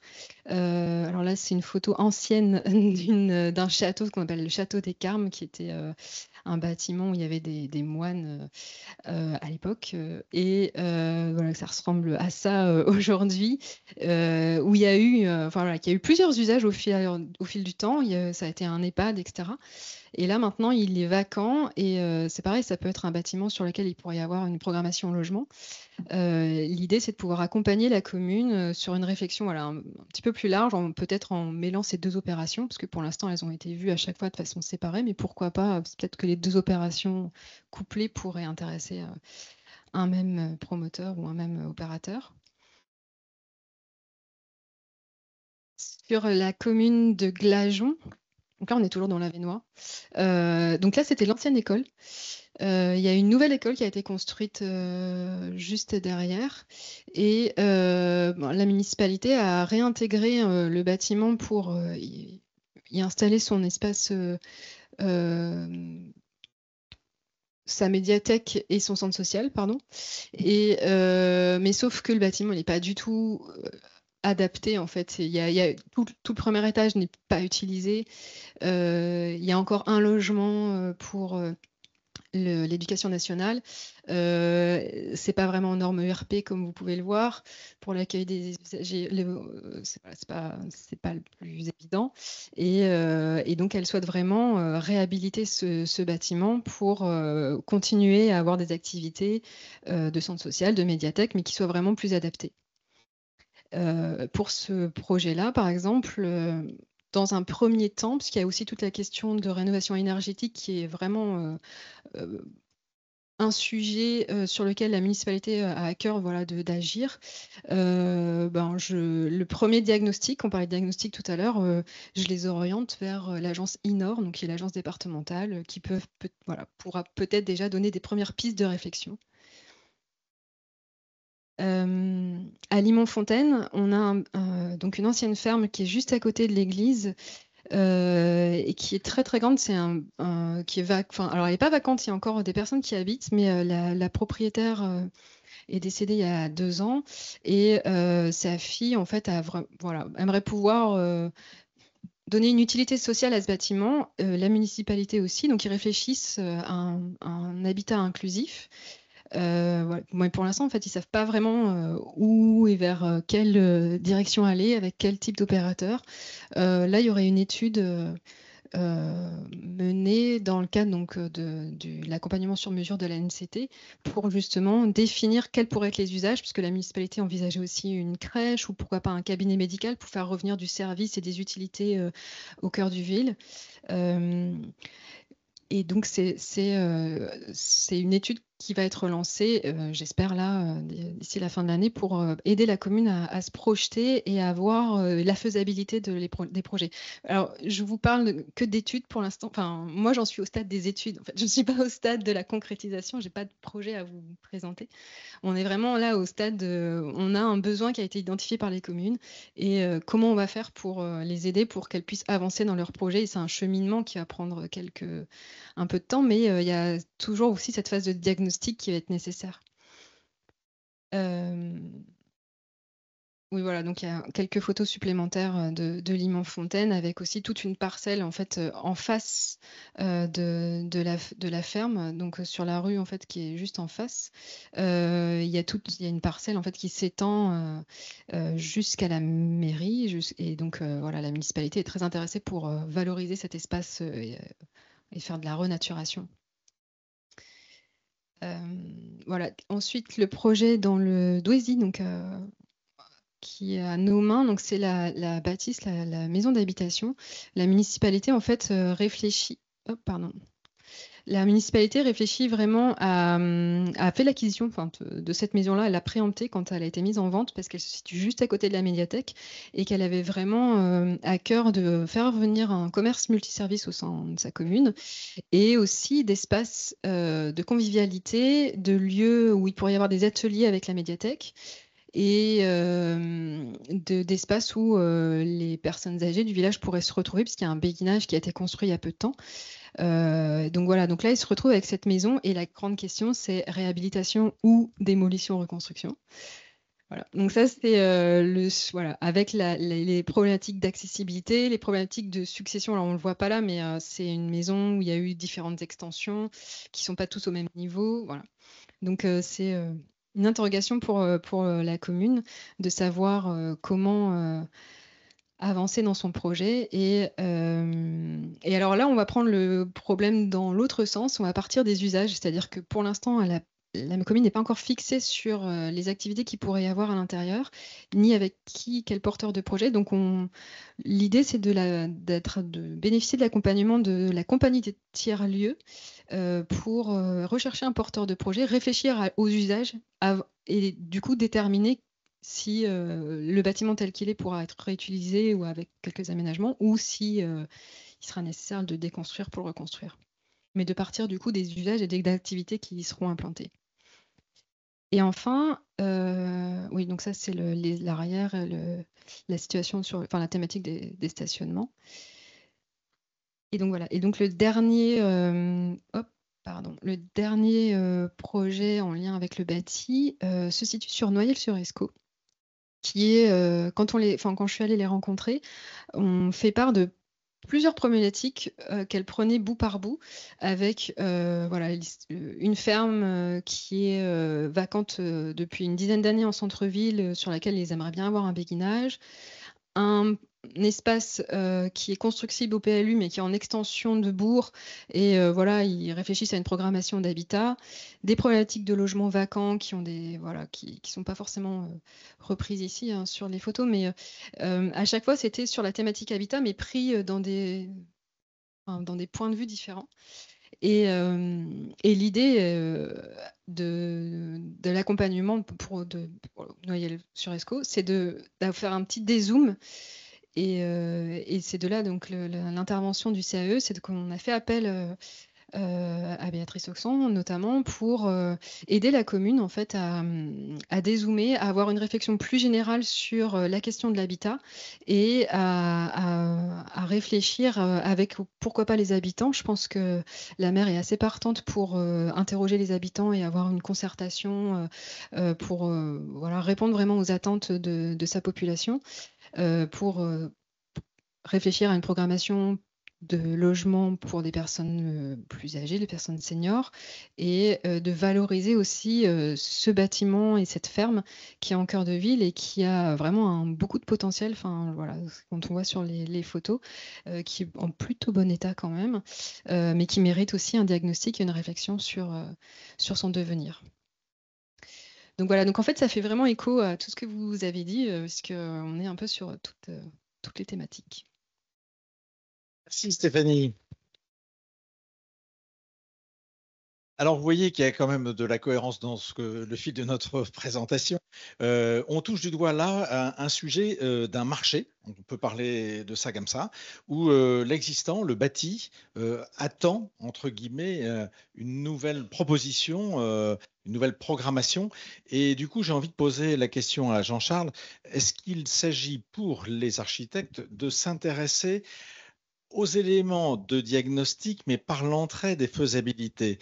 On voit que la place des programmistes a été assez importante ces dernières années dans notre région, celle des assistants maîtres d'ouvrage également, mais quelque part, ce lien avec l'investisseur pour ramener la confiance, entre guillemets, sur la faisabilité, est-ce que l'architecte a un rôle par rapport à ça, pour comprendre, non pas le projet, mais le contexte dans lequel, derrière toute l'enquête que permet de mener Stéphanie, parfois avec le CAE, parfois avec d'autres, de rechercher des points, non pas d'appui, mais de réassurance sur une thématique, ça peut être sur la thermie, on l'a vu, mais ça ne touche pas sur les fondements du potentiel, je vais utiliser ce mot, que représente l'enveloppe bâtie. Et c'était dit par les uns et les autres, un bâtiment qui attendait quelque chose. Et là, c'est de nouveaux usages, c'est de nouvelles pratiques. Est-ce que l'architecte peut aller au-devant de ça? Est-ce que ce marché-là peut intéresser la profession? On va faire un petit tour. Alors, c'est très bien que tu me poses la question, Benoît, parce que c'est une de mes actions que je me suis fixée en tant que président, parce que comme les confrères qui sont ici, j'étais confronté à des concours où en général, on arrivait, on nous disait que sur le site, il y avait un bâtiment, en général, souvent d'ailleurs un très beau bâtiment, mais que l'appel d'offres avait été fait pour la démolition et que nous, on partait de table rase. Et c'est une vraie problématique parce que ça l'est d'autant plus aujourd'hui que de plus en plus les maîtres d'ouvrage se font assister par des AMO qui ont une spécificité, qui ont des qualités, mais qui n'ont pas forcément celle de l'architecte et pas forcément celle de la culture spatiale urbaine des bâtiments. Et donc, c'est un de mes chevals de bataille d'aller justement rencontrer les AMO et les collectivités pour leur dire que l'architecte est important. Alors, ce n'est pas forcément l'architecte qui fera le projet après qui doit être appelé, mais il doit y avoir obligatoirement un ou plusieurs architectes qui doivent être autour de la table avec un maître d'ouvrage, quel qu'il soit, pour réfléchir à la démolition ou non des bâtiments. Je pense aujourd'hui, par rapport à ce qu'a dit Stéphanie, c'est que on ne démolit plus. Je veux dire que on n'est plus à parler de qualité architecturale, de surcoût thermique, etc. par rapport à la réhabilitation neuve. La décarbonation, le meilleur moyen de ne pas carboner la planète, c'est de ne pas démolir. Quand on démolit un bâtiment, quand on construit un neuf, on crée 70% de plus de carbone. Donc la réponse est là, c'est-à-dire qu'on ne démolit plus, quelle que soit la qualité architecturale. Moi, j'insiste sur le fait que, parce qu'il y a des élus de la ruralité qui sont là, donc je parle sous leur couvert, mais je pense qu'ils acquiesceront. On sait dans la baignoire la difficulté de fournir des opérateurs, des investisseurs. Donc cette notion de réassurer un existant au sens de ce potentiel, c'est peut-être là l'idée aussi de travailler en amont avec non seulement des hypothèses, mais des opérateurs qui pourraient s'annoncer partie prenante. Parce qu'on peut témoigner, ce que montre Stéphanie à travers l'échantillon qui est là, côté du CAUE, on peut vous dire que c'est des dizaines et des dizaines et des dizaines de situations qui sont comme celle-là. Donc soit effectivement, il n'y aura pas de marché, il n'y aura pas de moyens, et du coup, c'est pas qu'on voudra ne pas préserver, c'est qu'on ne pourra plus entretenir et qu'on sera devant des ruines. Donc on sera devant une autre hypothèse. Et j'ai l'impression que là, on est dans une séquence de temps un peu particulière. Tous les deux aussi enseignants, et quelque part, on parle de l'avenir d'une profession et du rôle que nous avons dans une chaîne d'acteurs. Sachant qu'effectivement, il n'y a pas que les architectes, il y a les paysagistes, il y a les urbanistes, tout le monde a quelque chose à apporter. Mais voilà, comment vous regardez cette chose-là? Antoine, ton point de vue là-dessus? Alors, pour venir compléter, effectivement, alors nous, à l'agence, on a la chance d'avoir deux casquettes. On fait aussi de l'urbanisme. Et en urbanisme, on travaille énormément dans la ruralité. On a beaucoup accompagné l'EPF, notamment sur des questions de préfiguration. Et comme tu le disais tout à l'heure, on a beaucoup fait de propositions, de scénarios à chaque fois pour réutiliser justement l'existant, parce que, alors là, complètement d'accord, il ne s'agit plus de démolir, il s'agit de retrouver un usage, de réparer tout ça. Et effectivement, alors, donc, en amont, le diagnostic, évidemment. Le diagnostic, c'est pas que technique, c'est tout. C'est humain, c'est social, c'est de la ressource, etc. Enfin, c'est un vaste sujet. Et à ce titre-là, il faut imaginer aussi que en école d'archi, ça a beaucoup changé. Moi, j'enseigne à l'école depuis 10 ans maintenant, et ça fait 8 ans que j'enseigne dans un semestre en deuxième année où le cœur du sujet, c'est la réhabilitation. On ne travaille que sur de l'existant. Donc avec, justement, en deuxième année, ce qui est très tôt, parce que les étudiants ne sont pas encore complètement formés à ce que c'est qu'un projet d'archi, mais on travaille avec. Ça a beaucoup changé. À notre époque, c'était même pas la peine. Moi, je sais pas toi, mais moi, je suis d'un moment où c'était tabula rasa et faites-nous ça ou ça. Mais voilà, il n'y avait pas d'attention à l'existant. Donc, l'enseignement change. Deux, les métiers de l'architecte changent. Je pense qu'il y a de plus en plus de débouchés pour les architectes dans des missions qui sont pas forcément dans le construit, mais peut-être aussi dans l'analyse, dans l'accompagnement, etc., etc. Nous, on le voit, il y a un vrai besoin d'être accompagné par tous les acteurs locaux, et notamment les municipalités. Vous le savez encore plus que moi. Et puis après, il y a aussi, là, franchement, un changement de paradigme en cours. Je ne sais pas comment on lira cette période plus tard, mais manifestement, ouais, il faut qu'on change notre façon de penser les choses. Mais ça veut dire qu'il faut aussi comment on fait pour réinterroger le bâti, et on le sait, on l'a tous fait ici, au regard de nos normes, de notre façon de penser, de notre façon d'intervenir, de notre façon d'investir. Tu le disais tout à l'heure, mais là, il y a tout à changer. Il faut tout réinventer. Je voudrais donner la parole à nos deux plus jeunes consoeurs.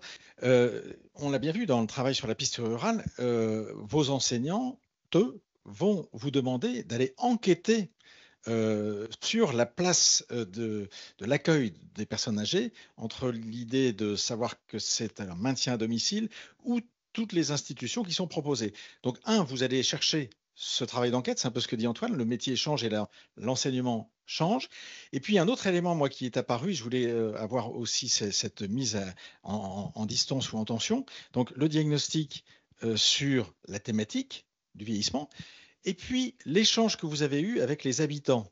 C'est-à-dire que vous avez enquêté, je ne sais plus, dans votre petit travail, je ne vais pas redire les noms, mais ça peut être Marcel, ça peut être Janine, ça peut être des gens très concrets. Annette, merci. Et du coup, est-ce que ces éléments d'échange avec la population habitante n'est pas un élément pour réassurer ou montrer à des opérateurs que de toute façon, il y a le client qui est là, il y a l'usager. Donc, comment vous avez vécu ces deux parties de vos travaux? Celui de l'enquête sur la thématique, où se situe la problématique du vieillir dans l'Avesnois, on va dire ça comme ça. Et puis deux, comment on s'adresse à des habitants. Est-ce que ça peut être un moyen de montrer que le diagnostic rend possible et rend viable une hypothèse? Oui, ben là, avec les habitants, on s'est nourri de ce qu'ils nous racontaient pour développer le projet. Et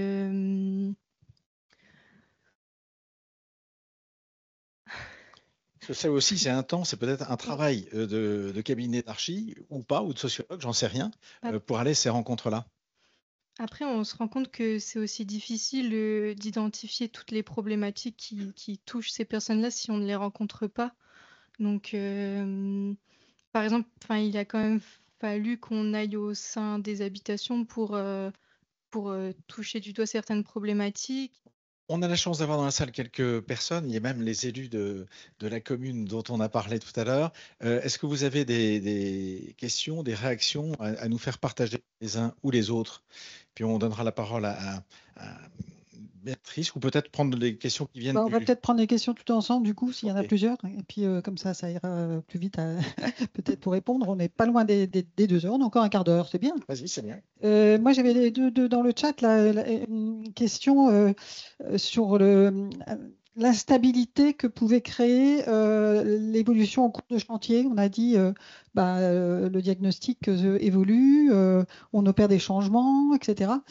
Donc voilà, une question sur comment est perçue cette instabilité. Enfin, il y a un sociologue qui avait dit qu'il fallait apprendre à agir dans un monde incertain. Voilà, on est dedans. Comment vous l'avez vécu, anticipé, et puis peut-être après mettre des conditions vis-à-vis dans les contrats eux-mêmes. Enfin voilà. Et puis une question aussi sur dans les diagnostics la place du vivant, notamment quand il y a eu vacances des lieux, par exemple. Enfin voilà, et le vivant dans tout ça. Donc le vivant, je crois que c'est quand même la végétation dont on parle. Dans la salle, s'il y a deux interventions. Prendre la parole, donc en se présentant peut-être, Christophe. Christophe Tillemans, Lillois, habitant le quartier depuis 15 ans et précédemment élu rural dans la métropole lilloise en charge des questions d'urbanisme. Donc je suis très heureux d'avoir des élus dans la salle parce que ma question va être transversale. Concernant la relation justement que la maîtrise d'œuvre a eue dans le montage des projets qui nous ont été présentés avec les collectivités locales. Et les riverains, parce qu'ici, dans le quartier, il y a des projets, mais il y a beaucoup de collectifs contre les projets. Donc, comment se passe la relation triptyque maîtrise d'ouvrage, maîtrise d'œuvre, collectivité locale pour l'obtention du permis de construire, et ensuite la composante donc riverain par rapport à l'intégration des projets comme celui qui a été présenté de la minoterie, par exemple. Donc, changement d'usage, changement aussi de perception pour l'environnement. D'autres questions, d'autres remarques? Ou peut-être on va donner la parole aux élus. Hein. C'est peut-être, Madame le maire, à vous de témoigner ou d'apporter des éléments de réponse sur ces aspects-là, hein, ce qu'on a entendu depuis tout à l'heure. Réaction?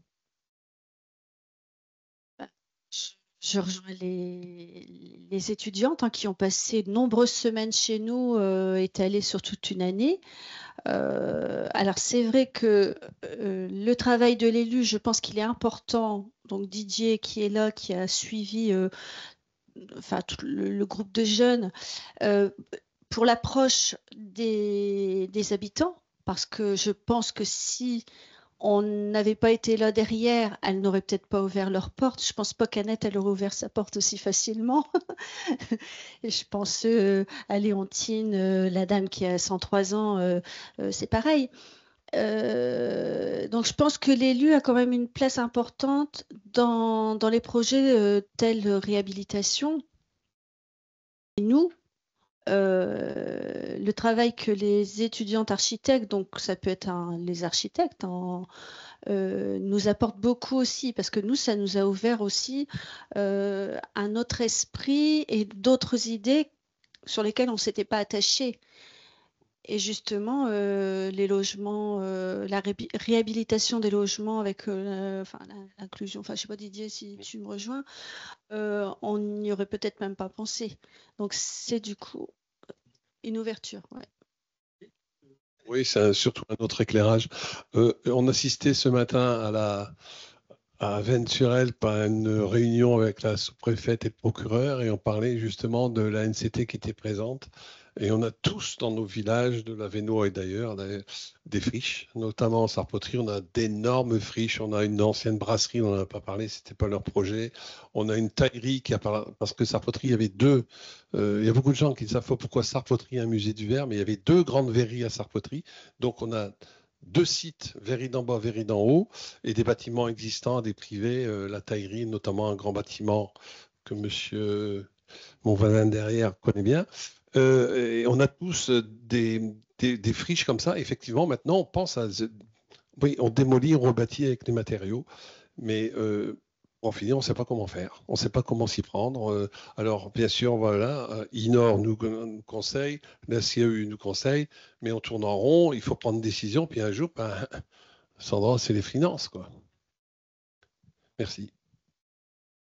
Merci. Donc une question d'attractivité pour faire le lien avec les opérateurs et donc ceux qui vont être dans une situation de promotion, de créer une valeur ajoutée. En fait, c'est la question de la création de valeur qui est en jeu. Où situons-nous la création de valeur au niveau de la commune, ou au niveau de la parcelle, ou au niveau de la personne qui y a l'usage? D'autres réactions peut-être, Vincent? Quand on parle de la valeur des choses, il faut peut-être qu'on soit attentif à ce qu'on entend par la valeur. Un livre vient de sortir, Les Ogres, par le même enquêteur que Les Fossoyeurs. Donc c'était avant sur les EHPAD, aujourd'hui c'est sur les crèches.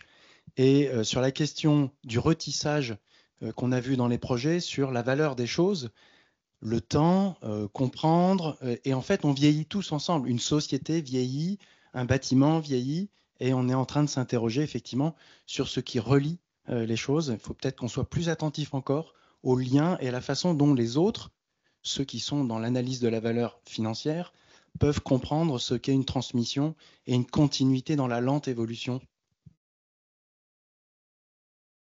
Merci. Peut-être dire deux mots, sauf s'il y a des réactions ou des envies. Agir dans un monde incertain, moi j'avais une question. Non ? Vas-y, alors tu as le micro. Non, c'est juste parce qu'on parlait des riverains, etc. Non, on n'a pas la même. On travaille beaucoup en France et on fait beaucoup de commandes publiques. On travaille un peu en Belgique et on travaille notamment à tourner sur un projet en site patrimonial où il y a beaucoup d'émotions autour du projet, etc. Et on a eu la chance, mais ça demande beaucoup de temps aussi, que la commune nous demande énormément de présentations et de concertations. Et je pense que les choses sont communes à partir du moment où elles sont expliquées. Et je pense qu'on est souvent sur des projets en France où il y a très peu de concertation avec les riverains, avec les habitants, etc. Et je pense qu'il faut pas faire cette économie-là. Et il y a souvent cette mise à distance que le projet est un peu lointain et on ne défend pas parce qu'on ne veut pas le mettre sur la place publique. Donc je pense que c'est essentiel qu'on puisse simplement expliquer les choses. Souvent dans les projets, il n'y a pas de mauvaises intentions, simplement expliquer pourquoi on fait les choses, quels sont les enjeux et de prendre le temps de le faire, c'est essentiel. Je pense qu'avec la culture en Belgique n'est pas tout à fait la même dans le tissage entre le politique, le projet et les habitants. Il y a plus de compromis, il y a plus de discussions. Et oui, je pense qu'il faut aussi donner beaucoup plus de temps au temps. Donc le travail des étudiants, notamment, on travaille aussi comme ça à tourner, c'est qu'on peut prendre le temps d'observer, on peut prendre le temps de comprendre, etc. Et souvent, dans le cadre professionnel, on n'a pas ce temps-là, où il faut le prendre quelque part. C'est une très bonne transition parce que ça me permet de parler de la proposition du CAU du Nord. On est en plein dans cette idée de ce temps que nous vivons ici d'atelier, dans ce temps de collecte des retours d'expérience pour en faire profiter d'autres, dans ce temps de l'assemblage en disant je ne suis pas tout seul à avoir le même propos. C'est tout le travail de Stéphanie.